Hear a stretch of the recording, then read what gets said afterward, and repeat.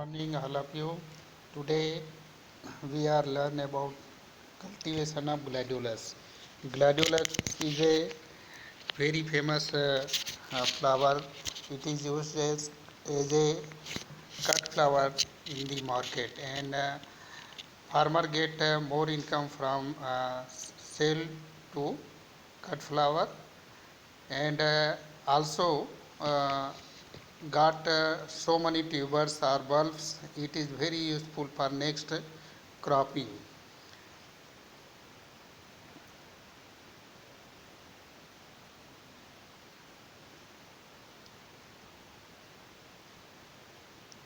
Gladiolus is a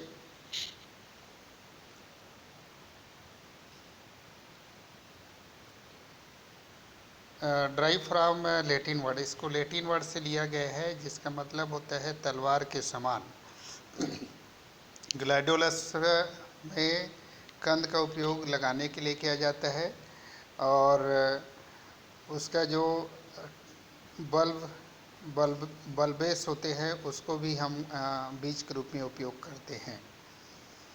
इसके लगाने का जो समय है, इसको हम विंटर सीजन में शीत ऋतु में लगाते हैं।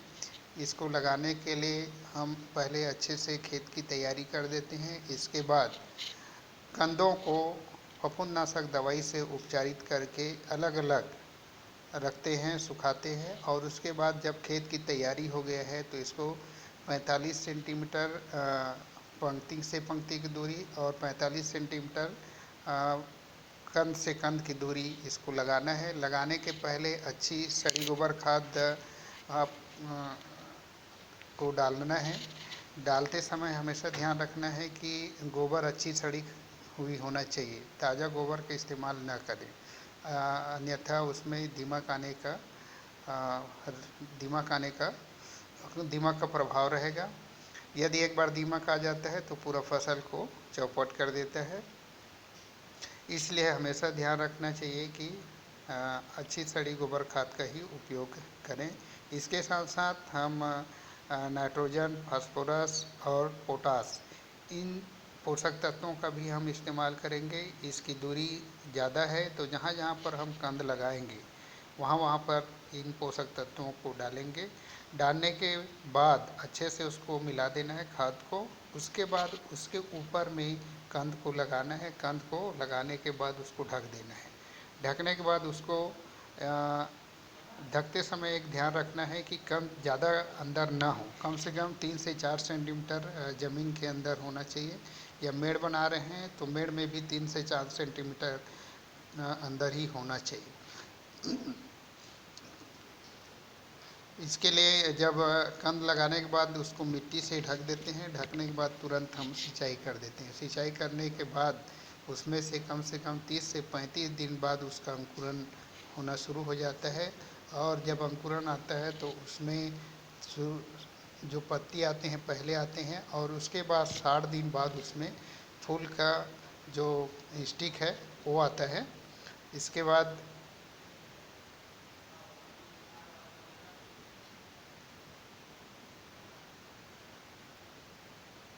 स्टिक को हम काट के जो इस्तेमाल करते हैं उसे हम कट फ्लावर कहते हैं।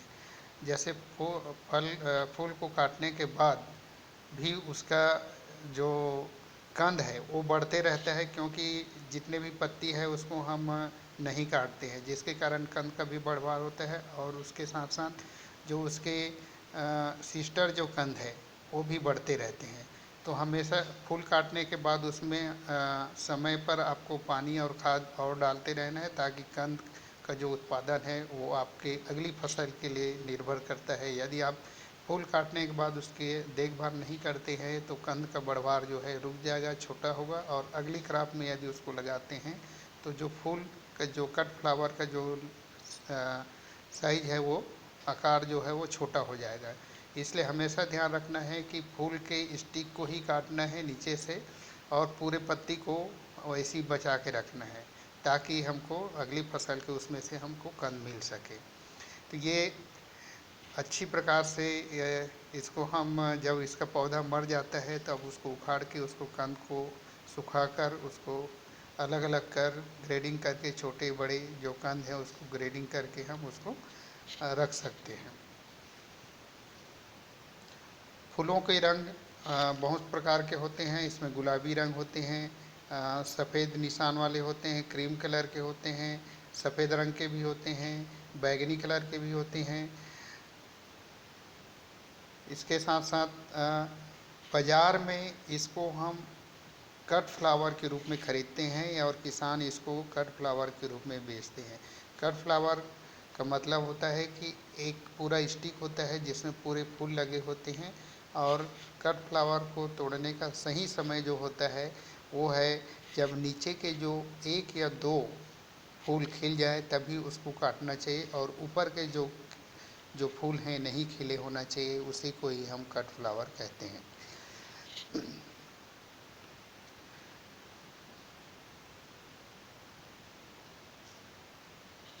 ग्लैडोलस की बहुत सारे किस्में हैं, जैसे इस रंद्रिक नवीन है, सिल्वर है, एशियन क्लासेस में है, बिग ग्लोरी है, टेबुलर है, गोल्डन बिस्मिल है, लिंक नडे है, पेंटर पियर्स है, क्वीन है, पूसा सुहागनी है, अप्सरा है। इसी प्रकार सिल्वदा में है, टेबलर है, सेज स्पाइटर है, पेट्रिसिया है, किंग कीपर्स है, अग्नि है, नजराना है, शोभा है। इस एपिस क्लासेस में है, जैक्सन लीले है, कोस्कार है, जॉर्ज मैसूर है, किलोमिंगो, रेखा, आरती, संपन्न एवं इत्यादि।